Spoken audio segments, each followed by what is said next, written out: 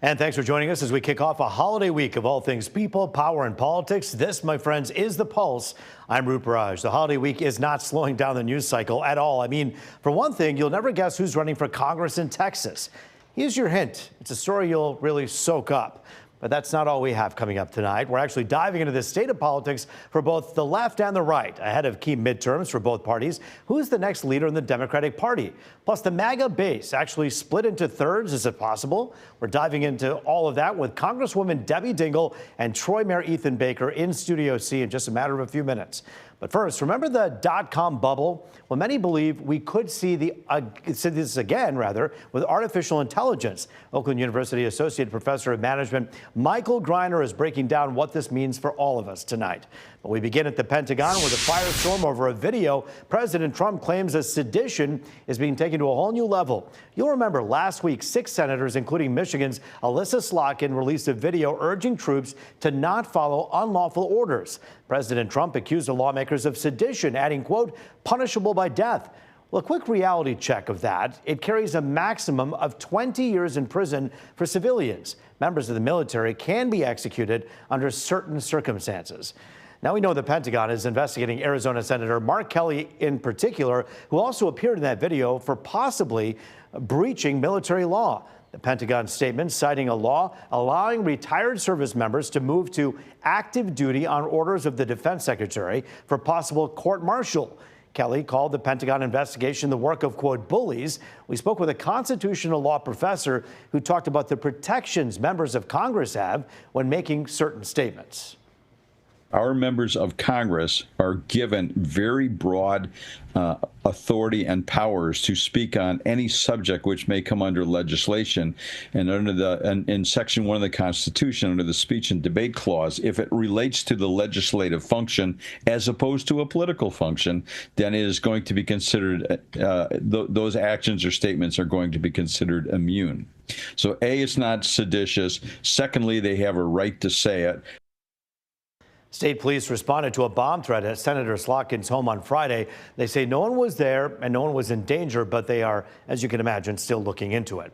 That's just scratching the surface, so let's pick up the pace and run through some of the other big stories we're following right now. A federal judge tossing out cases against former FBI Director James Comey and New York Attorney General Letitia James. That judge ruled the prosecutor who brought the charges under pressure by President Trump was illegally appointed by the Justice Department. Comey was charged with lying to Congress, while James faced mortgage fraud charges. The prosecutor, Lindsay Halligan, was a former White House aide with no prior experience as a prosecutor. She replaced a veteran prosecutor who resigned as the Trump administration pressured him to file those charges against Comey and James. The DOJ could appeal or refile those cases. Well, speaking of the Justice Department, it renewed its request to unseal grand jury transcripts from Jeffrey Epstein and Ghislaine Maxwell's sex trafficking cases. A judge previously ruled the transcripts should stay sealed, but the DOJ is asking the court to reconsider after Congress passed a bill ordering all Epstein files made public. President Trump signed that bill into law. Epstein died by suicide in a Manhattan jail in 2019 while awaiting trial. Maxwell is serving a 20-year prison sentence for helping lure girls to be abused by Epstein. The DOJ has until December 19th to release all of those files. To the war between Russia and Ukraine now, where officials say there was progress over the weekend on amending a U.S. peace plan, which basically many say favored Russia.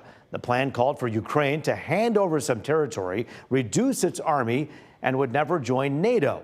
The territory issue is still unresolved, and Ukraine has already said that's a non-starter. But officials say they managed to talk almost all of the plan's points out like this. Putin wants legal recognition for what he has stolen, to break the principle of territorial integrity and sovereignty. And that's the main problem. You all understand what that means. He wants it not only from Ukraine, he wants it from the whole world. Ukrainian officials wouldn't say what compromises the country made during the talks, if any.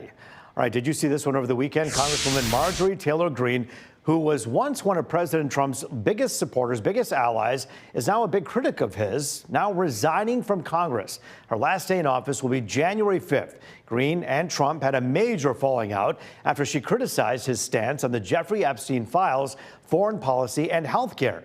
Trump called her a traitor, adding he would endorse a challenger against her when she ran for re-election.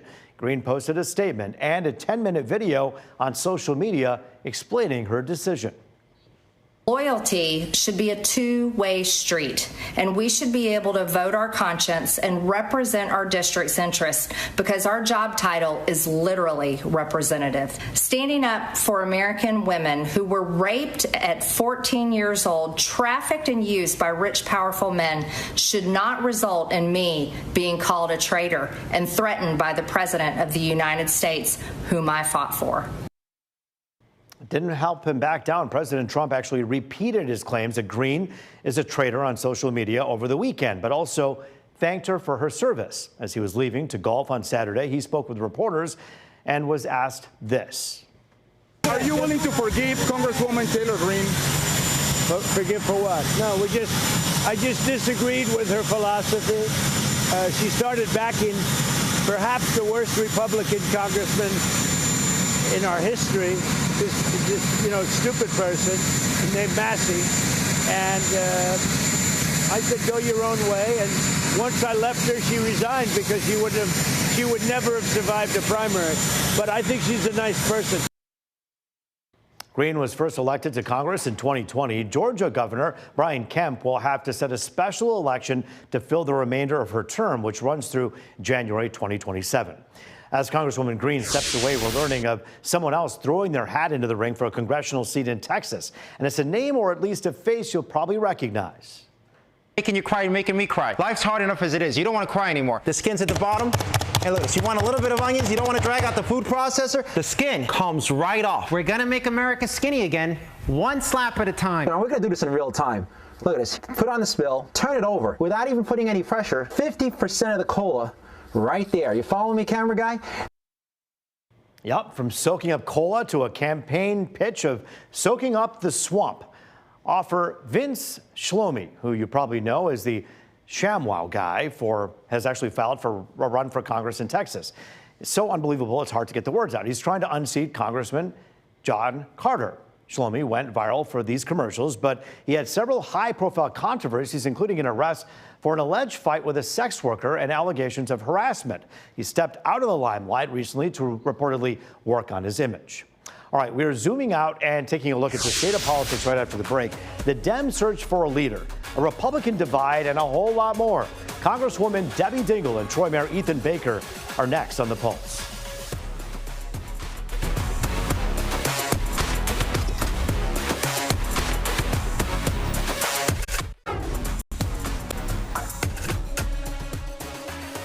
All right, back now on The Pulse, looking at all things people, power, and politics. Here to talk about the state of politics, Congresswoman Debbie Dingell and Troy Mayor Ethan Baker. Great to see you both. Nothing to see here. Nothing going on in the world of politics this year. It's quiet. It's quiet. All right, let's talk about a couple things here. Let's begin with what we're seeing happen and unfold in front of us. And I guess I'll begin with the Republican in the room.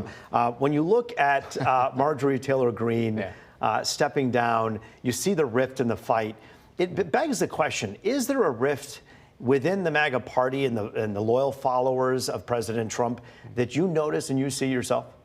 I don't know. I don't see a ton of people rallying towards Marjorie Taylor Greene, and suddenly they're Marjorie Taylor Greene Republicans, right? The MTG group. It's not. I don't see that as much. I think she clearly has made her case, has made her point. She's standing where she's standing, and the president didn't like it, and he said, "You're going to lose my help. In fact, I'm going to actively go against you." She probably had some security concerns, I would guess, knowing the way things are going, and said, "I don't need this anymore," and she'll move on to something bigger and better in her mind. I think. I don't necessarily buy that she's doing what the framers suggested by serving for a few terms and then going back to your regular business. But I don't see the big faction that you're asking about. I still think they're the MAGA Republicans and then maybe some non-MAGA Republicans. But I don't think that MAGA party is splitting as much at this point. What about Congresswoman Dingell? You know Marjorie Taylor Greene. You know the representative. You're in the room where it all happens.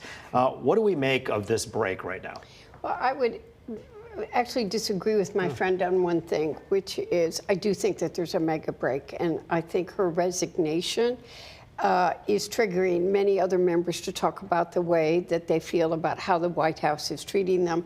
There were a number of articles today that reflected there may be more resignations to follow. And quite frankly, when you look at the vote that it ultimately was on making the Epstein files public, one Republican voted against it. Yeah. The senators were unanimous, and Donald Trump ended up signing it. And why did we have to spend so much time on making public what people that have treated children, perpetrators of just absolute... I mean, but Congresswoman, there was a time that I sat on this set, just like 3-4 months ago, and I said, if I said anything negative at all about President Donald Trump, it was as though President Trump is like a demigod that could do no wrong. And the MAGA followers would say, how dare you talk about our leader?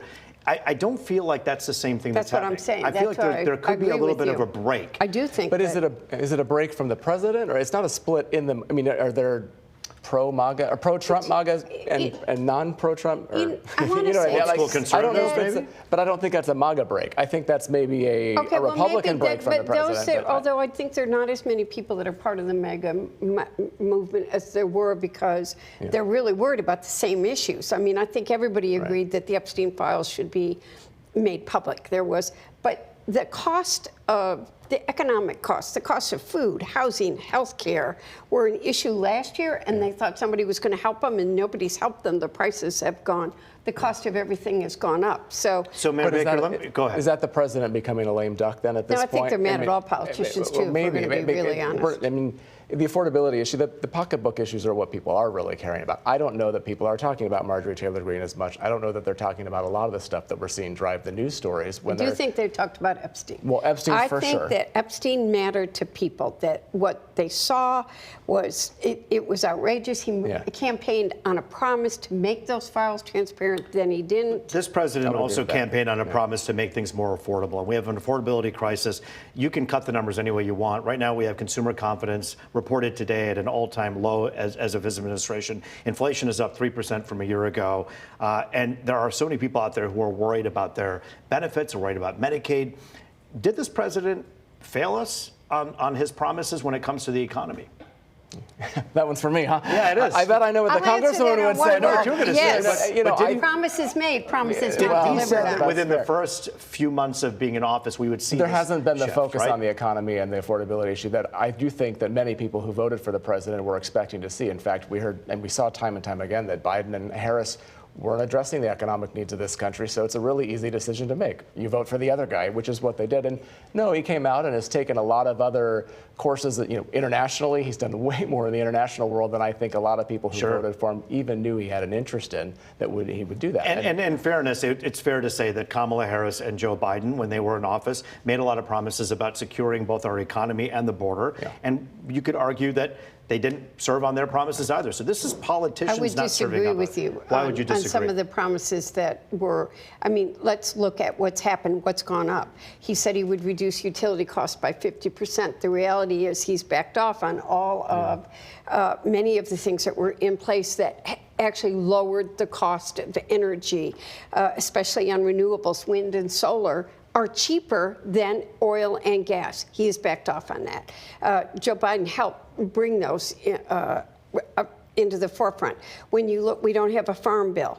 He's been increasing the cost. And tariffs, let us be really blunt about what tariffs have done. They've increased the cost of everything. But don't you think VP Harris, when she was running for office, could have acknowledged some of the deep economic pain that many people are feeling, both in rural and city and urban I don't areas? think she didn't acknowledge it. I've been on this show with you. We both agreed. People have been hurting for a while. I go to Kroger every Sunday morning. People bring the food up to me to say, do you see how much this costs? 2 minutes left. Let's talk about the Democratic Party. Will you fix that? Because I've got Thanksgiving to cook. We all have Thanksgiving to cook. Thanksgiving prices are up 10%. Senator Cory Booker says, I have not ruled it out. Governor Gavin Newsom says, of course I'm thinking about it. Talking about a run for president. Let's go to you, Ethan Baker, the mayor of Troy.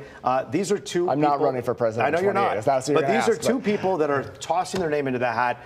The viability of someone like them, and how early is it important for these men and women to get into the race now if they're trying to face someone like Donald Trump? Well, they're not facing Donald Trump in 2028, so it's going to be a whole different look. But I think the issue is but facing the MAGA movement, right? I guess so. But that's on the Democratic side, and I think that there's a big question as to who it's going to be. So they might as well say, "Hey, I'm considering it." And it does. The article talks about how it used to be much more coy. You were much more coy when you talk about running for president. You wouldn't answer directly. That obviously has changed. We're in such a different world with how we address these issues. But I think there's a risk in that. I mean, I think the risk in not saying anything is people move past you so fast and they go to the shiny object and they talk about Gavin Newsom or not. But, good for them for being honest for once. I mean, the risk is people hide behind those statements forever, and then we're like, well, we all know you're running. And by the way, yes, we're not talking about running against Donald Trump, but Donald Trump's party. And if they're ready to do that, don't they have to step into the ring now? Are they wasting time right now, Congresswoman Dingell? Shouldn't there be a face of the Democratic Party?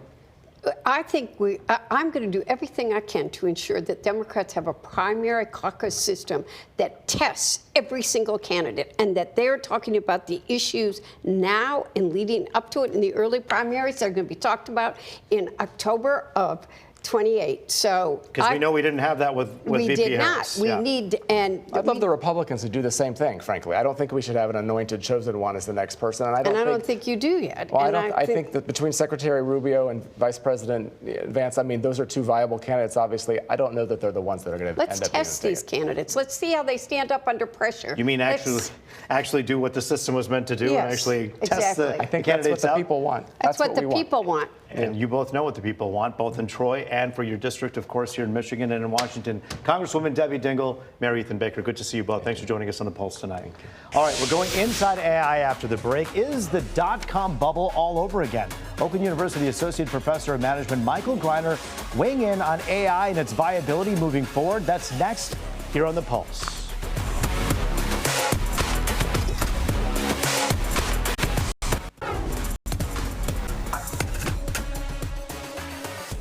It is People, Power, and Politics. Welcome back to Detroit's only nightly political talk show, The Pulse. Here to talk about the AI bubble and if it's about to burst, Oakland University Associate Professor of Management Michael Greiner.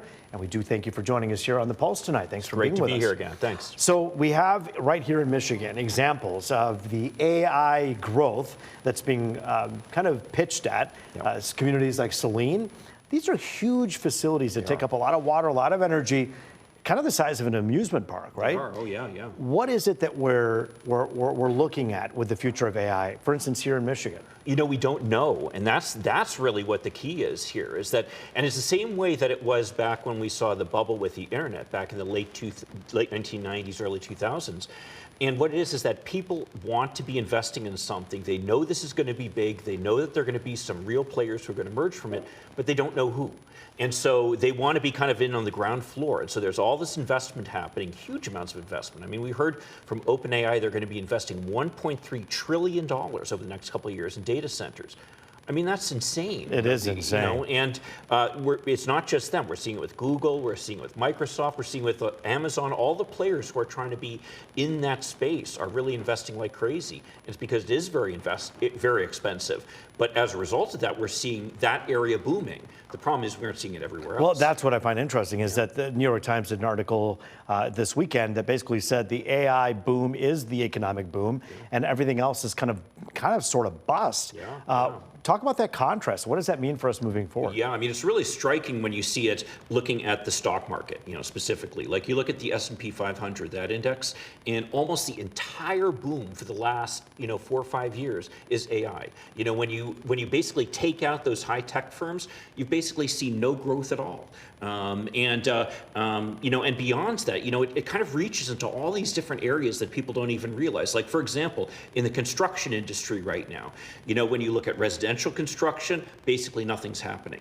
In commercial construction, outside of AI, we're basically in recession. But when you look at the construction industry where they're building these huge facilities for AI, they're booming. And any of the trades that are involved with doing that, they're very busy with it. So that's essentially keeping the whole economy going. And it goes even beyond that too, where a lot of the consumer activity that we're seeing right now is being driven by people who are at the higher area of the income scale. Well, part of the reason that they're feeling that they can do this is because of the fact they're feeling wealthy. Yeah. Because they look at their stock portfolios and they're saying, hey, it's doing great. Well, that's entirely driven, again, by the growth that you're seeing in AI. Well, it's interesting because I find it, economists like you who relates to people, you understand this, but looking at the Dow, the average person who's just struggling to put food on the table is not looking at the stock market. Right. They're looking at whether they can afford their groceries today. And we know on top of that, unemployment is up. So when we mark the economy and AI booms, are we talking about jobs for everyday people that don't have that high skills that they're looking for? Well, there definitely are jobs for people in terms of building the centers. I mean, these are, as you point out, these are huge facilities. This is not some imaginary thing like a lot of what was happening on the internet. I mean, you and I are probably old enough, we remember pets.com and some of the other crazy ideas that were out there, in the early internet. So they're actually building real facilities here and investing real money in it too. I mean, that's where they're actually going to a lot of trouble to go and finance these facilities. This is a lot of debt that some of these companies are taking on, kind of surprisingly considering how successful they've been. They really haven't had to take on debt in the past. There's a lot of activity there. The scary thing, though, is once the buildings are built, you're talking minimal number of people actually in them. These are basically huge facilities full of computers. They don't even turn on the lights in most of these facilities because they don't need them. They're just the computers running 24 hours a day, 7 days a week. So when you look at data centers, building them is a good investment. And by the way, we should mention that takes some high-skilled labor and some really, really important people who use their minds and their hands to do this. And the trades are incredibly important. But as we look at the future, when people worry that AI will take jobs out altogether, is that a reasonable approach to this? Or are there things that we simply don't know and understand yet that could help create work? I think that I agree with the latter point here. Yeah. I can see why people are nervous about AI. I mean, I remember reading the science fiction books, where we remember 2001: A Space Odyssey, where the computer takes You're really over dating the us ship. now, Absolutely. We remember those days, and so I can see where there's a lot of fear associated with this. In fact, the whole Godzilla set of movies that was entirely based on fear over technology. So I can see where this fear comes from. But by the same token, when we look at new technologies as they come in, every time that there's been this concern of, oh my God, there are going to be all these jobs lost as a result of it. Instead, what's happened is we've seen whole new industries created, new opportunities for people that actually expand opportunities. Technology over the past has really been something that has driven growth as opposed to hurting growth. And so I think that we should be cautiously optimistic. There's going to be some displacement, and that we need to do a better job of addressing than we have in the past. But overall, I think that we'll do quite well as a result of it. And also, we should keep in mind that the energy costs in these areas may go up. And so, if you are in the stock market, maybe you buy some stock in the energy sector, because that's something that clearly, and water consumption is going to be a huge part of this as well. Water consumption. We're very fortunate here in Michigan where we do have the water, but other parts of the country aren't that fortunate. Not so much. Yeah. Once again, making Michigan an attractive place to build things. It was cars and other things before and still is today. And it could be the future involving some of this AI stuff. Very important information. Michael Greiner with Oakland University. Thanks for joining us here tonight. It's great to be Always great to see you. That is the Pulse for tonight. Thanks so much for joining us. I'm Roop Raj. As always, it was great to be with you.